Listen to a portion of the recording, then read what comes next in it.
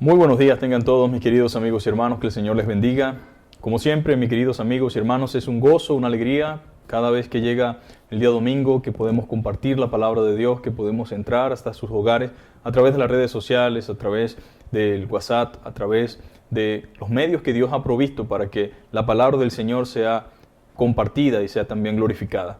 Damos gracias al Señor porque cada oportunidad que tenemos de escuchar su palabra es para edificación, es para el Señor ayudarnos a que podamos conformarnos cada vez más a la imagen de su Hijo Jesucristo, a que podamos vivir conforme a su palabra. Así que siéntase bendecido, al igual que yo, de poder disfrutar de la palabra del Señor, de esa palabra que es viva, que es eficaz, que es transformadora, que es renovadora y que transforma nuestras vidas para la gloria y honra de nuestro Señor Jesucristo. Nosotros estamos en una serie del libro de los Hechos de los Apóstoles, y la semana pasada hicimos un paréntesis porque hablamos acerca del tema de la resurrección. Pero hoy nuevamente retomamos donde quedamos, que es el capítulo 17 del libro de Hechos.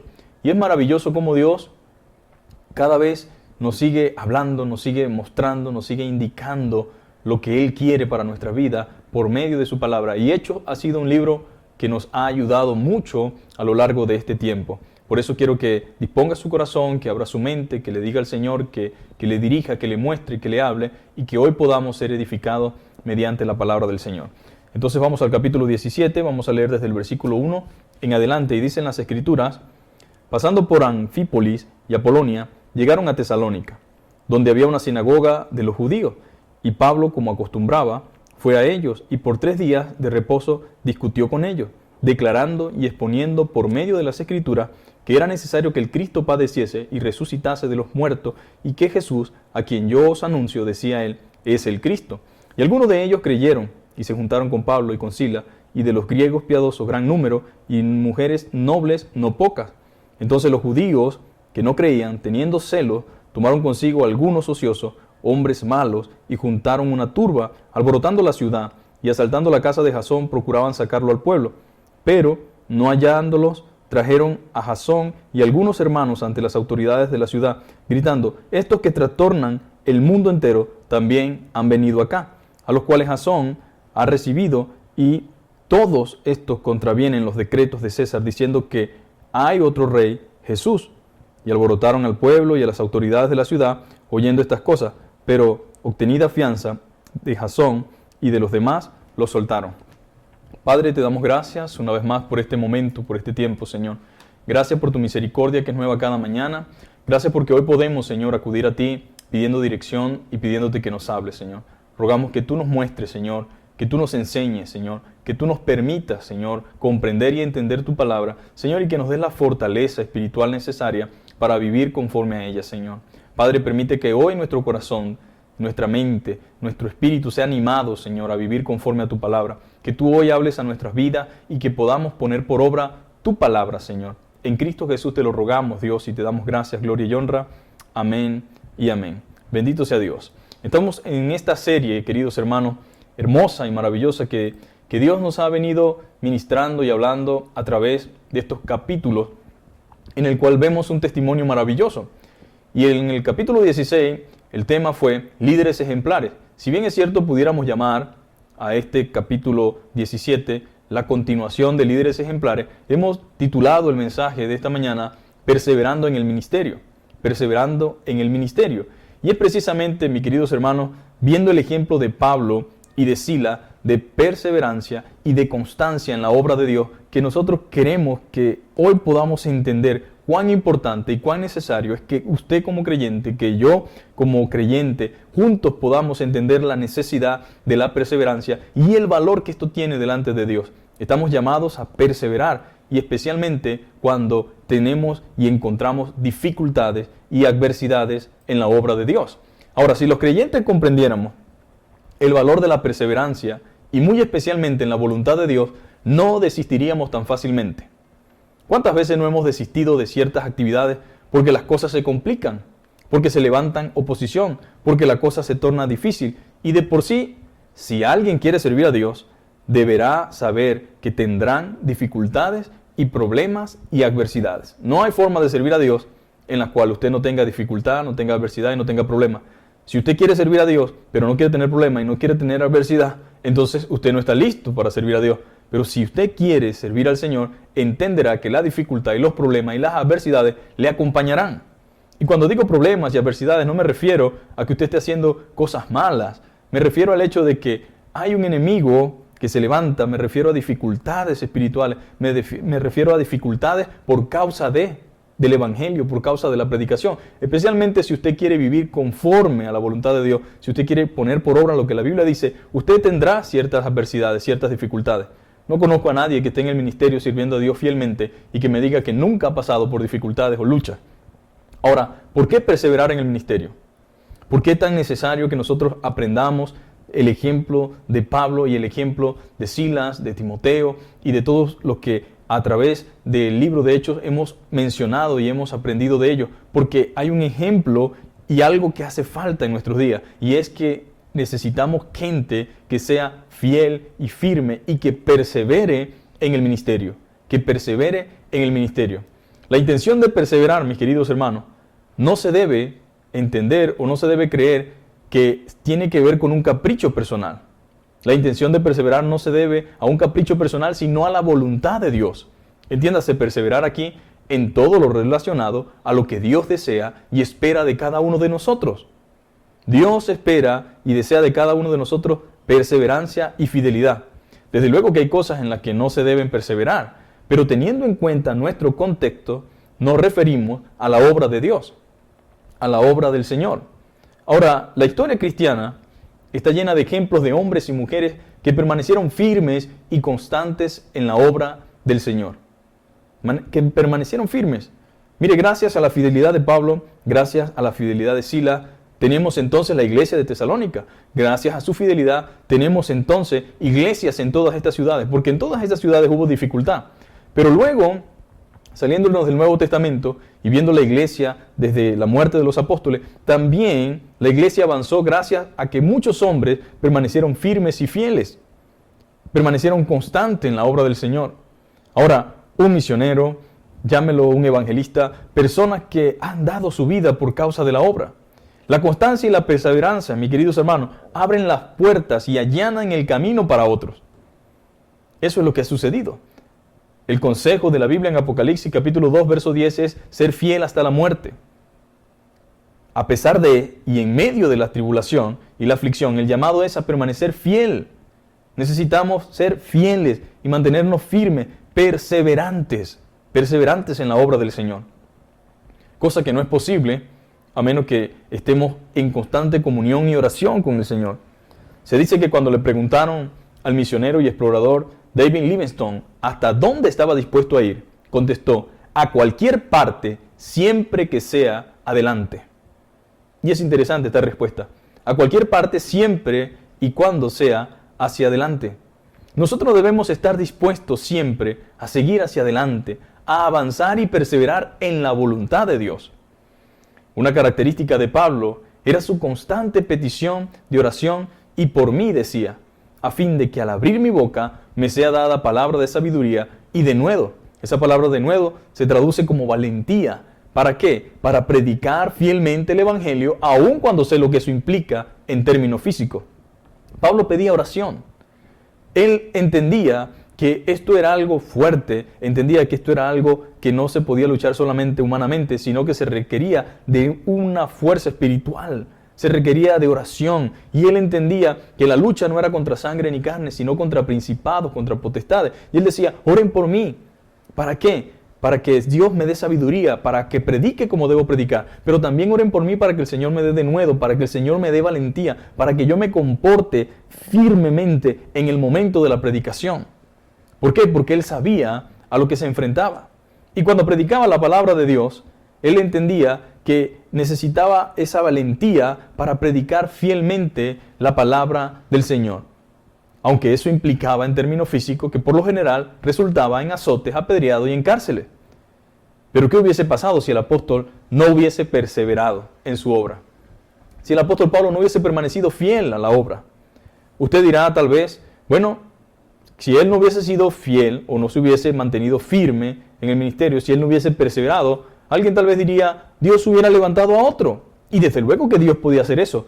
Pero por alguna razón, Dios nos llama y nos invita a que sigamos fieles y que perseveremos en su obra. Dios te llama a ti y me llama a mí, como creyentes, como hijos suyos, a que seamos fieles, a que perseveremos en su obra, a que nos mantengamos firmes y constantes. Y la Biblia dice en 1 Corintios 15, verso 58, así que hermanos míos, amados, estad firmes y constantes, creciendo en la obra del Señor siempre, sabiendo que vuestro trabajo en el Señor no es en vano. Es el deseo de Dios, es su anhelo, es su consejo. Manténganse firmes, manténganse fieles, manténganse constantes, perseveren, sigan adelante, confíen en mí mientras están obrando y mientras están sirviendo. Dios entiende, mis queridos hermanos, que nosotros requerimos de su fuerza, requerimos de su presencia, requerimos de su Espíritu Santo. Y Él está dispuesto a ayudarnos, pero Él nos demanda a nosotros y nos exige a nosotros que nos mantengamos perseverantes, firmes y constantes, creciendo siempre en la obra del Señor. Perseverar en el ministerio. Perseverar en el ministerio. Y mire, mucha gente nos dio ese ejemplo, mucha gente nos muestra ese ejemplo. Y Pablo es un ejemplo maravilloso. Pero después de él vinieron otros. Y gracias a ese sacrificio, a esa entrega, a ese amor de otros y de esa perseverancia, hay fruto espiritual. Y muchos de nosotros somos fruto de la perseverancia de otros. En el capítulo 17 podemos observar la continuación del segundo viaje misionero. Y aunque habían salido de la ciudad de Filipo, después de vivir ciertas experiencias complicadas, eso no los desvió del propósito del ministerio en el cual Dios los había colocado.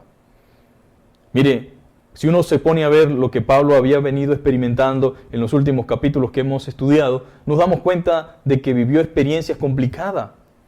Él vivió situaciones difíciles, vivió azotes, cárceles, persecuciones, tumultos. Él estuvo allí, atravesando por todas esas situaciones. Pero aunque vivió esas experiencias complicadas, eso no lo desvió del propósito del ministerio al cual Dios lo había colocado. Ni tampoco lo llenó de temor al punto de paralizarnos. Ahora, esto debe ayudarnos a reflexionar y debe llamar nuestra atención el hecho de que cuando comparamos nuestros problemas con los problemas de Pablo, cuando comparamos nuestras realidades con las realidades de Pablo, pudiéramos decir lo siguiente: yo no tengo ninguna situación difícil. Ahora, ¿cuál es la razón por mi desánimo? ¿Cuál es la razón por la cual no estoy perseverando en el ministerio? ¿Cuál es la razón por la cual quiero abandonar lo que Dios me ha entregado? Eso debería ser un análisis que cada uno sinceramente debería hacerse y debería responder. El llamado es a perseverar, a mantenernos firmes, a seguir adelante, a estar constante, creciendo en la obra del Señor. Y lo que debe animarte es, en primer lugar, la gloria de Dios. En segundo lugar, que el trabajo en el Señor no es en vano. Nada debe ser mayor en nuestras vidas que hacer y vivir el propósito para el cual Dios nos ha llamado. Nada debe ser mayor que en nuestras vidas que hacer y vivir el propósito para el cual Dios nos ha llamado. De Filipo le quedaron en el cuerpo a Pablo las marcas en su espalda. Le quedaron las marcas en el cuerpo de los azotes que recibió en Filipo, el encarcelamiento y quizás desde una perspectiva solamente humana, una mala experiencia. Pero en la mente del apóstol había satisfacción porque nada de lo que había sucedido fue en vano. Pablo pudo ver en su mente otra cosa muy distinta a lo que quizás lo puede ver una persona en términos humanos solamente. Él pudo ver otra cosa y en él había satisfacción porque nada de lo que sucedió fue en vano. ¿Estaba satisfecho Pablo por los azotes y por las cárceles? No. Él no estaba satisfecho por eso. Estaba satisfecho por la cosecha espiritual. Estaba satisfecho por el fruto espiritual, que era un fruto para la gloria de Dios. Porque muchas almas habían salido de las tinieblas a la luz admirable del Señor. Había quedado una iglesia allí. Y eso hacía que cualquier sacrificio valiera la pena. Eso hacía que cualquier sacrificio y que cualquier situación que experimentó y vivió valiera la pena. No era que le gustaban los azotes, no era que le gustaban las cárceles, pero él entendía que si eso era necesario por la salvación de las almas, entonces bien había valido la pena su presencia allí en Filipos. Y ahí está la iglesia de los filipenses. La pregunta en esta mañana es, ¿qué estamos dispuestos a sacrificar por causa de la obra de Dios? Sin sacrificio no hay iglesia. ¿Qué es eso, pastor? Esto me genera confusión. ¿Cómo que sin sacrificio no hay iglesia? Desde luego, mi hermano. El sacrificio de Cristo hizo posible la iglesia, pero desde allí en adelante su obra avanza por el poder de su Espíritu Santo y por la palabra y por las vidas de aquellos a cuales Él llama. Algunos dan su vida por causa del Evangelio de Cristo. Sus años, su tiempo, su salud, su fuerza, invierten toda su vida para la gloria de Dios, haciendo posible que muchos de nosotros seamos edificados mediante la palabra. Ahora, yo quiero que usted me entienda y me comprenda. No quiero que me malinterprete. No estamos diciendo que este sacrificio se haga para ganar salvación o posición. No estamos diciendo que la obra funciona porque yo tengo fuerza, porque tú tienes fuerza o porque los hombres de Dios tienen fuerza. No estamos diciendo eso.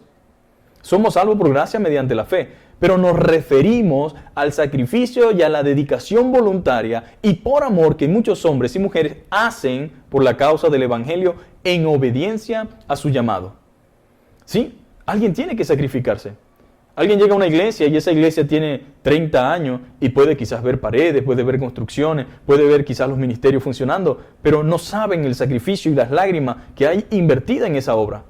La obra avanza obviamente por el poder del Señor, por el poder de su Espíritu Santo, pero quien sirve a Dios entiende y sabe el sacrificio que implica cuidar de la iglesia, lo que implica servir al Señor, lo que implica la lucha espiritual, las lágrimas que se derraman, las dificultades que se levantan, las adversidades que vienen, las horas invertidas, los sacrificios que se hacen. A veces se sacrifica tiempo que debería tener la familia por la iglesia. Y alguien dirá, bueno, eso se debería corregir porque la familia es lo primero. Sí, la familia es lo primero. El problema es que mucha gente no está dispuesta a sacrificar tiempo que supuestamente es de su familia por causa de la obra de Dios. Pero si nosotros o la gente que sirve a Dios se dedicara solamente a como todo el mundo piensa de la familia, entonces la obra de Dios no avanzara. Todo tiene su orden y todo tiene su tiempo. Y hay momentos en que si uno no presta atención y no comprende bien las cosas, puede tener la familia como una excusa para no servir a Dios. Entonces hubo gente sacrificando, hubo misioneros que fueron a lugares donde el Evangelio no podía ser predicado, hubo gente que arriesgó su vida llevando el Evangelio a unas culturas totalmente diferentes, a un grupo étnico diferente, a meterse dentro de los indígenas, dentro de la selva. Eso, aunque se hace por amor a Dios y es voluntario, es un sacrificio, es un desprendimiento de mí mismo por causa de la gloria de Dios. Y así avanza la obra. Así se extendió el Evangelio por el mundo. Hubieron hombres como Pablo, como Sila, que dijeron, tenemos que obedecer al Señor y vamos a dedicarnos a esto a pesar de lo que se viene. Pudieron haber abandonado, pudieron haber dejado esa responsabilidad a otro, pero ellos perseveraron en el ministerio. La muestra de su perseverancia está en estas páginas del libro de Hechos. La muestra de su dedicación está manifestada aquí. Y a eso me refiero cuando digo que sin sacrificio no hay iglesia. Alguien tiene que invertir tiempo, alguien tiene que invertir recursos, refuerzo, alguien tiene que ir, alguien tiene que afrontar, alguien tiene que enfrentar en nombre de Cristo y por causa del Evangelio las adversidades y dificultades que se van a presentar. Ahora, espero que me entienda, espero que me comprenda lo que trato de decirle en esta mañana. Necesitamos perseverar en el ministerio, no abandonar sino perseverar, mantenernos firmes en lo que Dios nos llamó a hacer, en lo que Dios demanda de nosotros, conscientes de todo lo que implica o en obediencia al llamado que Dios nos ha hecho. Entonces, en primer lugar, tenemos que las dificultades en el ministerio no paralizan el trabajo en la obra de Dios. ¿Va a haber dificultades? Sí.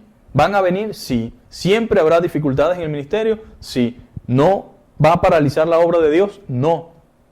La adversidad, las dificultades, los ataques y la adversidad no van a detener la obra de Dios. La Biblia dice, en el capítulo 17, versículo 1 en adelante, dice, pasando por Anfípolis y Apolonia, llegaron a Tesalónica, donde había una sinagoga de los judíos. Pablo, como acostumbraba, fue a ellos por 3 días de reposo, discutiendo con ellos, declarando y exponiendo las Escrituras, que era necesario que Cristo padeciese y resucitase de los muertos, y que Jesús, a quien yo os anuncio, decía él, es el Cristo. Y algunos de ellos creyeron y se juntaron con Pablo y con Sila, y de los griegos piadosos gran número, y mujeres nobles no pocas. Entonces, ¿había dificultad en el ministerio? Sí había. Él venía huyendo de Filipo, llega ahora a Tesalónica, comienza a predicar en la sinagoga. Y uno puede ver ese ejemplo en Pablo, que sale de Filipo y entra en Tesalónica. Viene huyendo por su vida de Filipo, ahora llega a Tesalónica y sigue haciendo lo mismo. Después de afrontar las dificultades de Filipo, continuó trabajando y eso se llama perseverancia y confianza en Dios. Perseverancia y confianza en Dios. Creo que en estos tiempos necesitamos perseverancia y confianza en Dios. Necesitamos confianza y perseverancia. Hombres que al igual que Pablo y que Sila y que Timoteo sean fieles. No es que no existan hombres así, sí los hay. Pero se requiere más, se requieren más como ellos. No abundan, sino que escasean. Y gloria a Dios por la vida de esos hombres fieles. Gloria a Dios por la vida de esos hombres abnegados. Gloria a Dios por esos hombres que aman al Señor, que aman su obra y que han dedicado su tiempo y su dedicación a pesar de todas las cosas que eso les ha podido generar. Como decía Pablo, cuántas cosas no eran para mí ganancia, pero las estimo como pérdida por causa del amor de Cristo y el conocimiento de Él. Si yo quisiera beneficiarme, dice Pablo, hay muchas cosas que en el mundo para mí serían ganancia, pero todo por causa del conocimiento de Cristo lo tengo como pérdida. Entonces, gloria a Dios por los hombres que sí hay, que son fieles al Señor, pero se requieren más. En pocas palabras, necesitamos más hombres fieles. Cada uno de nosotros, estemos en el ministerio o no, debemos como cristianos pedir a Dios que nos ayude a perseverar y que ayude a aquellos hombres que se han puesto al frente de su obra para que sean fortalecidos por el Señor. Debemos pedirle al Señor que nos ayude a perseverar y que ayude a aquellos hombres que han puesto su vida al frente de la obra de Cristo, para que el Señor los guíe, para que el Señor les bendiga y les fortalezca. El desaliento, mis queridos hermanos, y el desánimo es muy común en el servicio cristiano. Usted pensaría que no, el pastor, el líder tal, el ministro tal. El desaliento y el desánimo es muy común en el servicio cristiano, y las razones son múltiples. Por eso es la importancia de la oración y de cobrar ánimo en la palabra de Dios. ¿Por qué? Porque es un ministerio, es un trabajo espiritual. Es un trabajo espiritual, el cual espiritualmente tiene oposición. Es un trabajo que trae desgaste físico, que requiere inversión de tiempo, que requiere muchas cosas. Y créame, el desánimo es común y a veces llega al servicio cristiano, llega a las personas que están sirviendo a Dios. Por eso usted debe orar siempre, orar por sus pastores, orar por sus líderes, orar por los hermanos que están trabajando, porque ellos de una u otra forma van a experimentar o van a ser confrontados, van a ser de una u otra forma afectados ¿por qué? Por el desánimo. Van a ser afectados por el desaliento que viene y a veces el diablo trata de confundir a los que están sirviendo a Dios. Y quizás usted ha experimentado eso, que en momento le llega la idea de que para qué estoy haciendo esto, si realmente vale la pena o no. Y comienza una lucha interna de si sigo o no sigo, entendiendo usted que Dios lo ha llamado y sabiendo usted que no fue algo que usted escogió, sino que Dios le dio, entendiendo usted que Dios le ha capacitado con dones y talentos, pero el enemigo se levanta tratando de hacerlo a usted menguar y confundirlo en el ministerio que Dios le ha llamado. Por eso queremos que entendamos que el consejo y el testimonio de Pablo es un testimonio de perseverancia en la obra de Dios. Entonces, ¿cuáles son las razones? Múltiples. De allí la importancia de la oración, mis queridos hermanos. Yo siento que Dios nos habla a través de estos testimonios que tenemos en Pablo y en todo el libro de Hechos, como un llamado a la perseverancia y a la confianza en Él mientras hacemos su obra. Confianza en el Señor mientras hacemos su obra.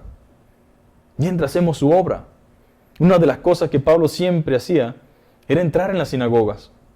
El amor de él por los de su nación se hacía cada vez más visible en el hecho de que siempre empezaba su ministerio en la sinagoga, a pesar que eran estos los que siempre iniciaban la persecución contra él.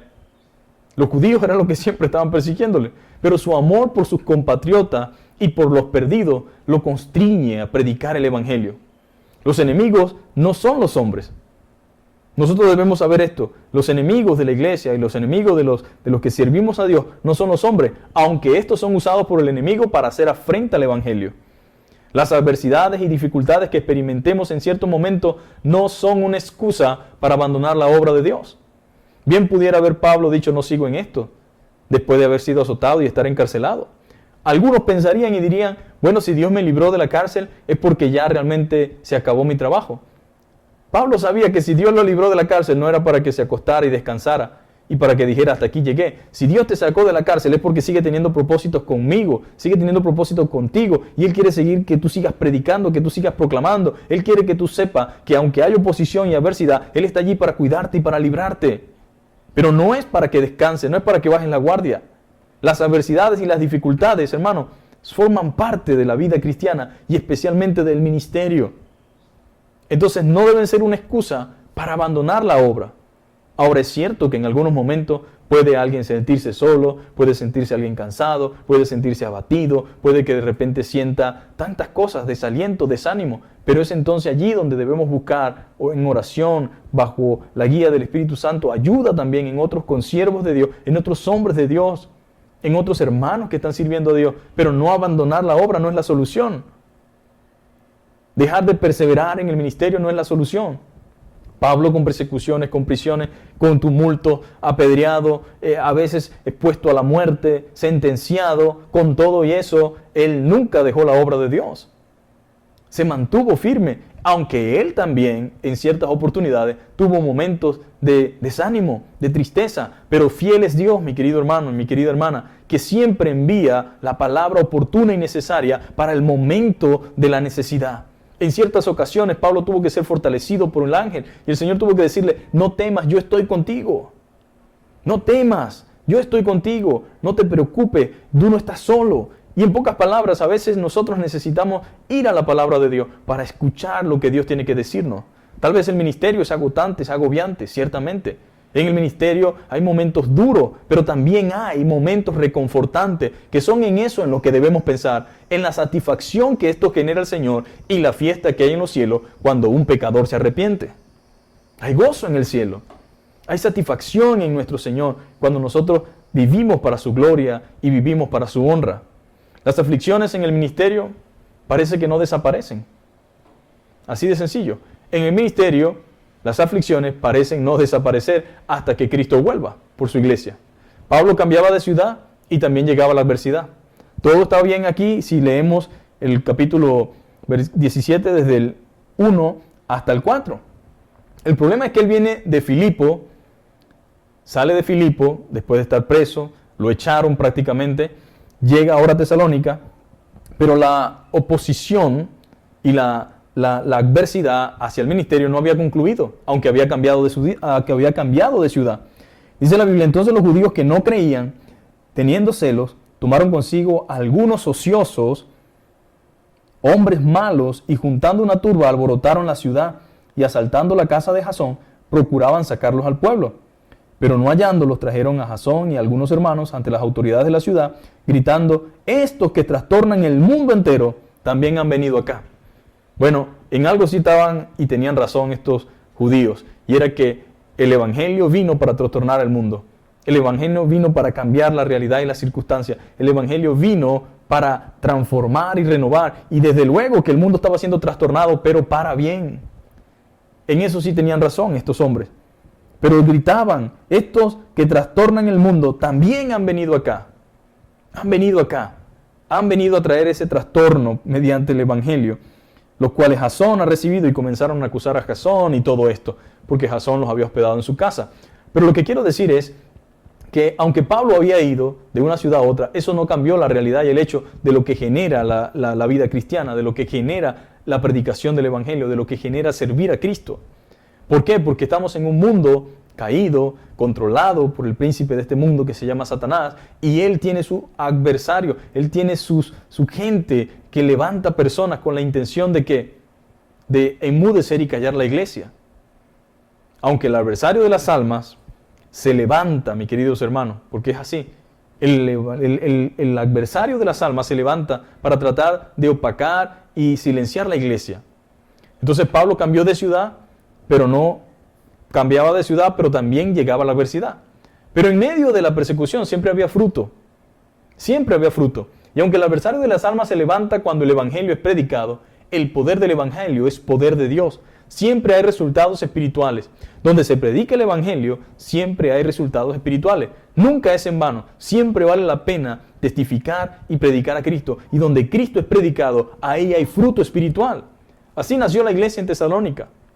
Muchos creyeron, tanto judíos como griegos, y mujeres nobles. Esto despertó otra persecución. Todo iba bien hasta allí, hasta que empezó otra persecución. Los celos religiosos se transformaron en odio hacia Pablo, lo cual lo llevó a tener que ir hacia otra ciudad. Pero nunca dejó de hacer la voluntad de Dios. De Tesalónica entonces tuvo que ir a Berea.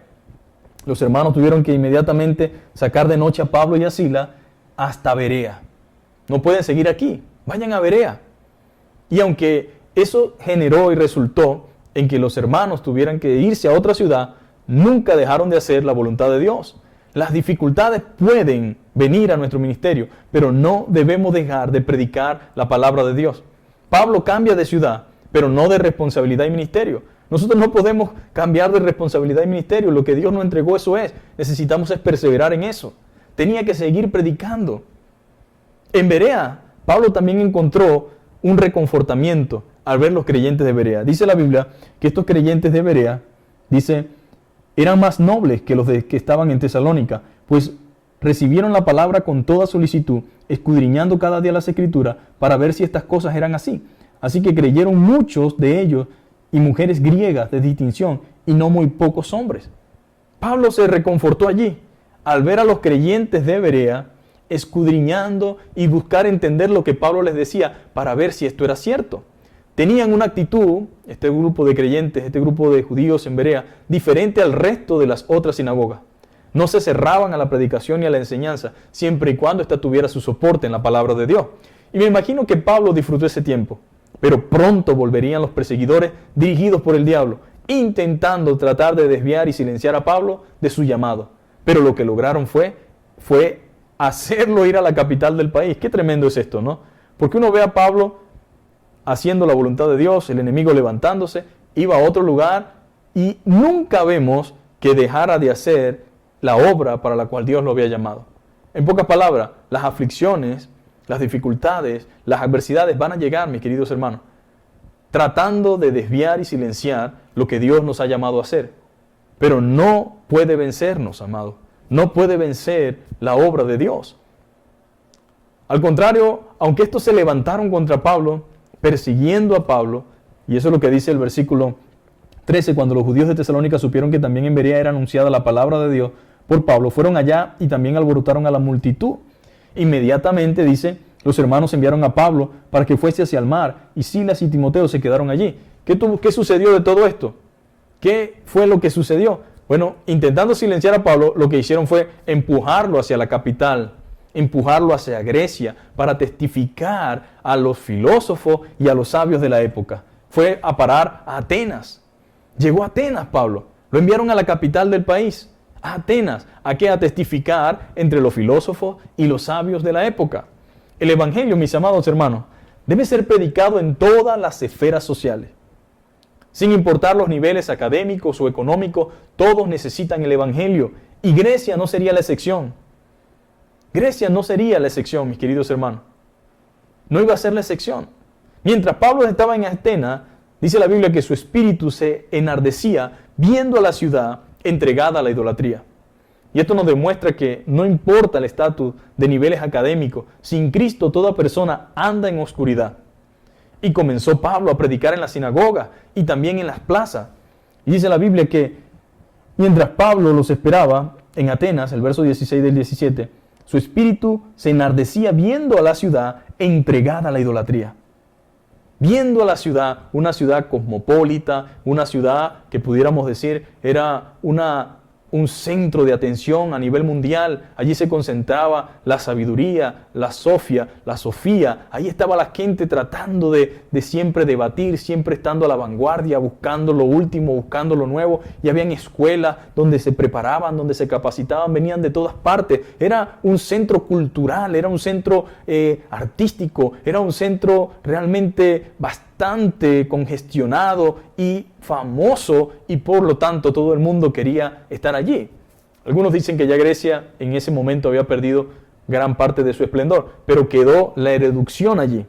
Estaba la gente que tenía conocimiento, tanto así que ellos veían al resto del mundo como bárbaros, como que eran unos ignorantes y vivían como unos bárbaros, y ellos eran una cultura civilizada, una cultura muy abierta.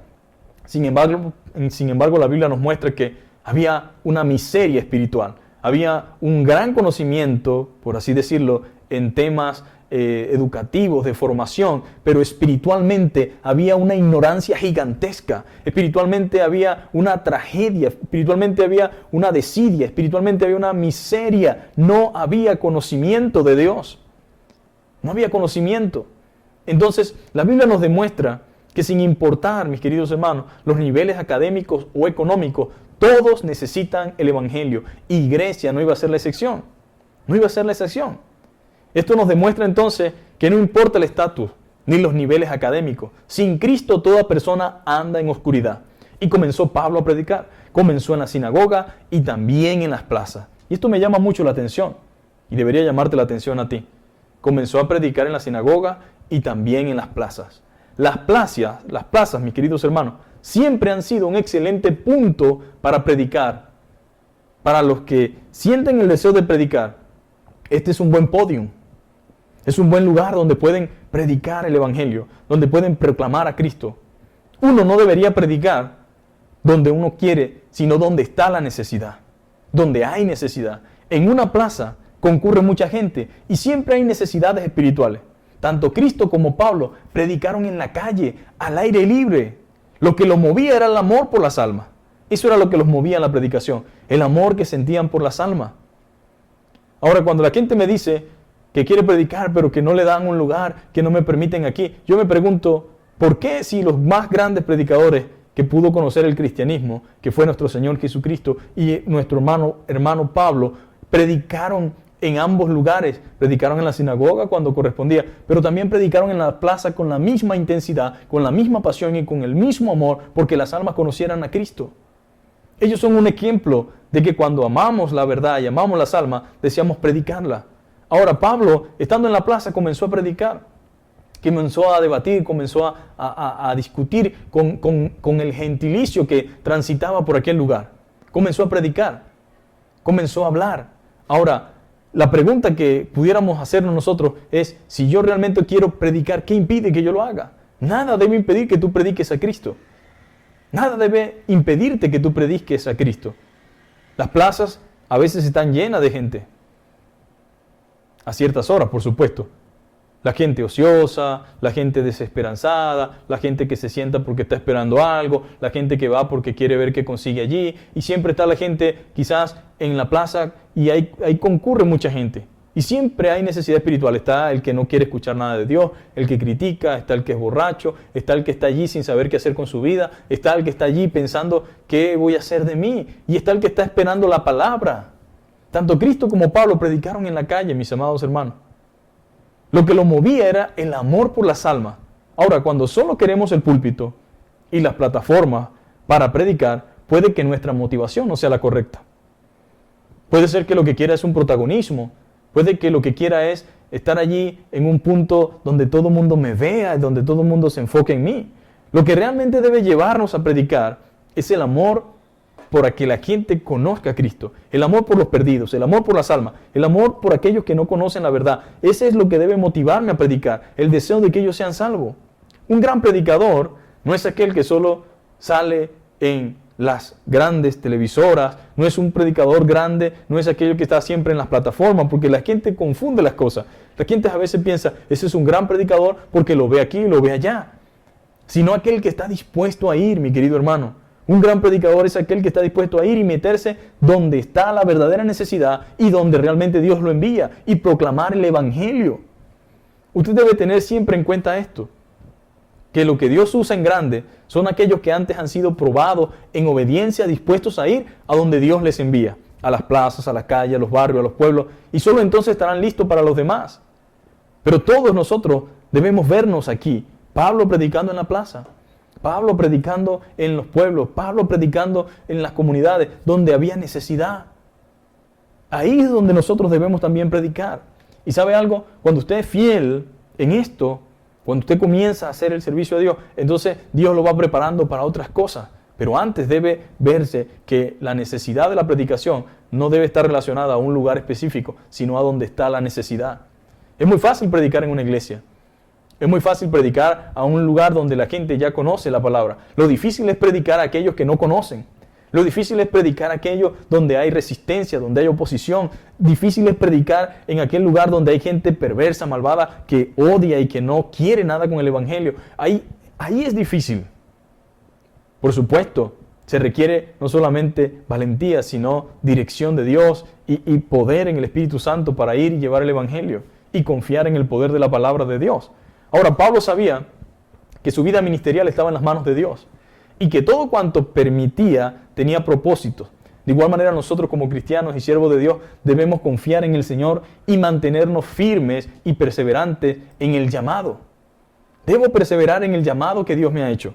Y a mí me llama mucho la atención porque dice la Biblia que discutía en la sinagoga con los judíos y piadosos y en la plaza cada día con los que concurrían. Él estaba allí predicando y la gente escuchando, y algunos opinaban, algunos se metían, algunos le interrumpían, algunos le preguntaban con buenas intenciones, otros con malas intenciones, pero estaba allí predicando.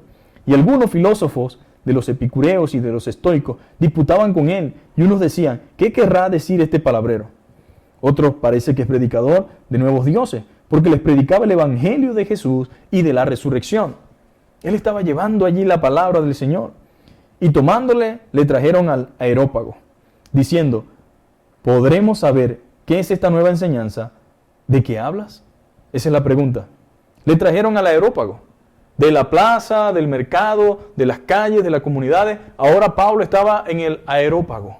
Estaba allí delante de los hombres que sabían, de los que tenían conocimiento, de los que eran una eminencia en el pueblo. Estaban allí. Ellos estaban allí.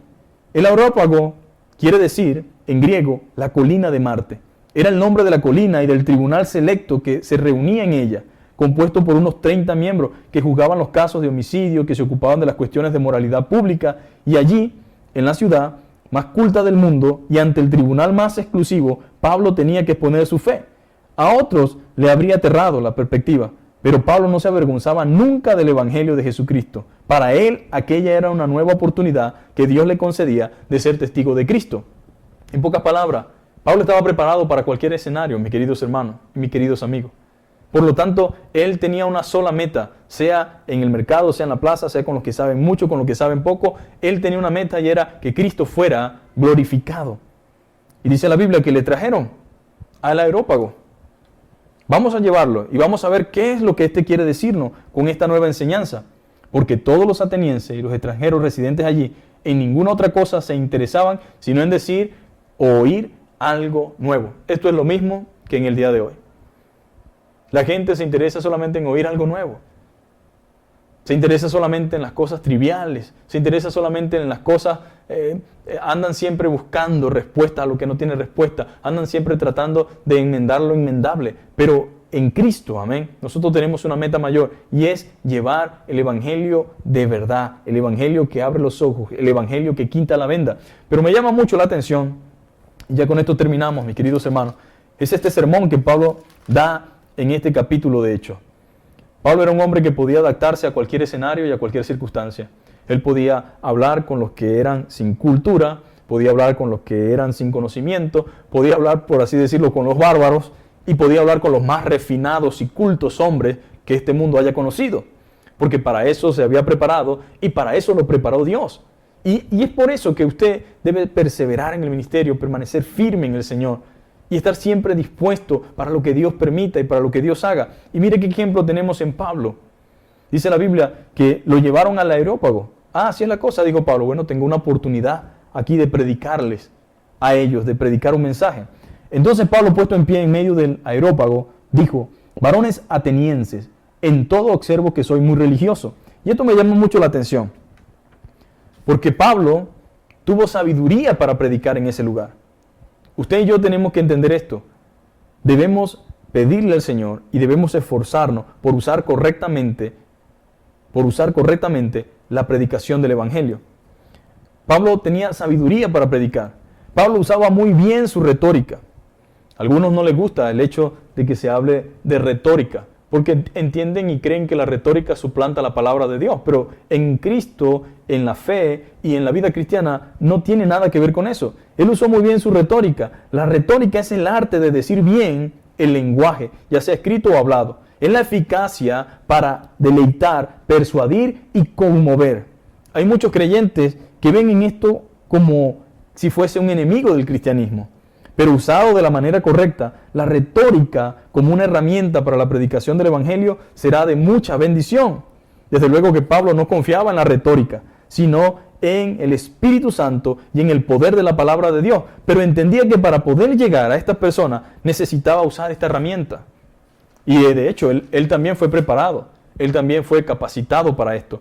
Y Pablo usa muy bien la palabra, hace buen uso del discurso, hace muy buen uso de una introducción para llegar a la vida de estas personas. Entonces dice la Biblia que lo primero que hace Pablo es, primero vimos en el capítulo 16, que el espíritu de Pablo se enardecía viendo a la ciudad entregada a la idolatría. Pero en el versículo 22 dice que él dijo, se paró en pie en medio del Areópago, imagínense un escenario así como el de Yanis en el Acrópolis, cuando hace ese concierto allí, que están esas gradas de piedra, caliza, y todo el mundo sentado allí, Pablo ahí en el medio, diciendo, varones atenienses, en todo observo que sois muy religiosos. No les dice idólatras, paganos, impíos, inmundos, profanos, no. Él usa la forma de la sabiduría para entrar, para llegar, para romper el hielo, y dice, varones atenienses, en todo observo que sois muy religiosos. Que sois muy religiosos. Porque pasando y mirando vuestros santuarios, viendo los muñecos de yeso y toda la marramucia que tienen allí, no. Pasando y mirando vuestro santuario, hallé también un altar en el cual estaba una inscripción: al Dios no conocido, al que vosotros adoráis, pues sin conocerle es a quien yo os anuncio. En pocas palabras, Pablo usó todos los elementos humanos y dijo, bueno, voy a valerme de una cosa que ellos creen para explicarles una verdad. Y dijo, al Dios no conocido, al que vosotros adoráis, pues sin conocerle es a quien yo os anuncio. Él es el Dios que hizo el mundo y todas las cosas que en él hay. Siendo Señor del cielo y de la tierra, no habita en templos hechos por manos humanas. ¿Por qué? Porque en él había un templo para cada Dios. Y él estaba diciendo, él no habita en templo hecho por manos humanas, ni es honrado por manos de hombre. No necesita que le den ofrendas, que le pongan nada, como si necesite de algo. Pues él es el quien da a todos vida y aliento a todas las cosas. Y de una sangre ha hecho todo el linaje de los hombres, para que habiten sobre toda la faz de la tierra, y les ha prefijado el orden de los tiempos y los límites de su habitación, para que busquen a Dios, si en alguna manera palpando puedan hallarle, aunque ciertamente no está lejos de cada uno de nosotros, porque en él vivimos y nos movemos, y somos como algunos de vuestros propios poetas también ha dicho, porque linaje suyo somos. Siendo pues linaje de Dios, no debemos pensar que la divinidad, o sea, lo celestial, lo espiritual y lo divino, en este caso Dios, sea semejante a oro, a plata o a piedra. O sea, no son esas esculturas que ustedes han hecho, esculturas de arte y de la imaginación de los hombres, porque ustedes se imaginan cómo es, pero no saben cómo es. Pero Dios, habiendo pasado por alto los tiempos de esta ignorancia, o sea, te estoy diciendo que lo que estás haciendo está mal, que eso es pecado y que eso lo haces por ignorancia. No estoy dejando de decirte la verdad, pero la forma en que te la digo se hace de una manera digerible, llevadera, sin dejar de decir la verdad. Pero Dios, habiendo pasado por alto los tiempos de esta ignorancia, ahora manda a todos los hombres en todo lugar que se arrepientan, por cuanto ha establecido un día en el cual juzgará al mundo con justicia por aquel varón a quien designó, dando fe a todos con haberle levantado de los muertos. Pero cuando oyeron lo de la resurrección de los muertos, unos se burlaban, otros decían, ya te oiremos acerca de esto otra vez. Ahora, ¿qué quiere decir esto, mis queridos hermanos? Usted debe predicar a Cristo. Debemos enseñar y proclamar a Cristo, pero el resultado no depende de nosotros. Por muy bueno que sea el discurso, por muy bueno que sea la enseñanza, yo voy a hacer todo lo humanamente posible, combinado con el poder del Espíritu Santo, para llevar un mensaje transparente, claro, sincero, veraz, y que también realmente pueda llegar a la vida de aquellos que escuchan. Sin embargo, dice la Biblia, que cuando oyeron de la resurrección de los muertos, unos se burlaban. ¿Por qué? Porque tanto los estoicos como los epicureos tenían ideas totalmente diferentes en cuanto a la resurrección. Unos pensaban que la vida material era lo más importante y otros pensaban que solamente lo espiritual, pero ninguno creía en que había resurrección de cuerpo. Solamente pensaban en vivir el presente y el ahora. Uno de manera más moderada y otros de manera más excesiva, pero ambos con ideas equivocadas y egocéntricas. Mas algunos, dice la Biblia, y Pablo salió en medio de ellos, mas algunos creyeron. Y esto es lo importante de por qué debemos predicar. Y algunos creyeron, juntándose con él, entre los cuales estaba Dioniso, el Areopagita, y una mujer llamada Damaris, y otros con ellos. Entonces, uno de esos hombres, perteneciente a ese grupo que se sentaba a juzgar las moralidades y las cosas allí en el Areópago, fue convertido por la predicación del Evangelio. Porque realmente nosotros, mis queridos hermanos, tenemos que confiar plenamente en el poder de la palabra de Dios y perseverar en el ministerio. Pablo no solamente soportó persecución, aflicciones, abuso, tortura, preso, sino también lo ofensivo de que otras personas te desprecien por el contenido de tu mensaje. Hay muchos creyentes en el día de hoy, y para vergüenza nuestra lo digo, que no están dispuestos a predicar fielmente la palabra de Dios porque no encaja en la sociedad o en el mundo donde se desenvuelve. Muchos están dejando de seguir siendo fiel al Señor en predicar la resurrección, en predicar el arrepentimiento, en predicar el juicio de Dios, porque entienden y creen que muchas personas no están de acuerdo con eso, no lo creen y tratan de brindar un mensaje, porque algunos usando a Pablo como ejemplo dicen, bueno, pero Pablo llevó el mensaje de otra manera. Él llevó el mensaje de otra manera sin comprometer los fundamentos del mensaje, sin comprometer los fundamentos de la verdad. En pocas palabras, nosotros tenemos que seguir predicando el Evangelio fielmente. Habrá quienes crean, habrá quienes se burlan, habrá a quienes no les interesa el mensaje, pero nuestra responsabilidad es presentar la palabra de Dios. Yo no sé qué estarás viviendo tú en este momento, mi querido hermano, mi querido amigo, compañero, consiervo de ministerio, pero de algo sí quiero animarte en esta hora es, no dejes de hacer lo que Dios te ha llamado a hacer, sino permanece fiel, permanece perseverante y entiende una cosa, Dios, amén, tiene el control de nuestras vidas y nada de lo que a nosotros nos sucede o nos acontece en su voluntad es sin propósito. Todo tiene propósito en Dios y eso tiene como finalidad llevar a cabo la gloria de Dios. Pablo experimentó todo tipo de circunstancias, pero se mantuvo fiel y perseveró en el llamado de Dios para su vida. Igual también te digo a ti, mi querido hermano, sea lo que Dios te haya entregado, sea a través del servicio en la iglesia, a través del ministerio que estás ejerciendo, a través de las tareas que estás llevando a cabo, nunca el trabajo en el Señor es en vano. Que podamos aprender del ejemplo de Pablo, de Sila, de Timoteo, de que necesitamos y se requiere en nuestro tiempo, en el día de hoy, hombres fieles y mujeres fieles. Que Dios nos ayude, amén, y que Dios nos bendiga y permita a Dios que cada uno de nosotros ponga por obra su palabra. Señor, te damos gracias en esta preciosa mañana porque tú hablas por medio de tu palabra. Gracias por ayudarnos, Señor. Gracias por Pablo, Señor, que es de inspiración y motivación para cada uno de nosotros. Por alguna buena razón dijo, sé imitadores de mí como yo de Cristo, Señor. Porque ciertamente para él su preocupación era llevar a cabo la voluntad de Dios. Señor, queremos pedirte perdón por muchas actitudes que tenemos, Señor. Por muchas circunstancias que a veces, Padre amado, ignoramos, Señor. Porque a veces, Señor, nos ofendemos por cualquier cosa. Porque a veces no sacrificamos nada. Porque a veces no estamos dispuestos a nada. Porque a veces pensamos que ya hemos cumplido cuando no hemos hecho lo que tú nos has llamado a hacer.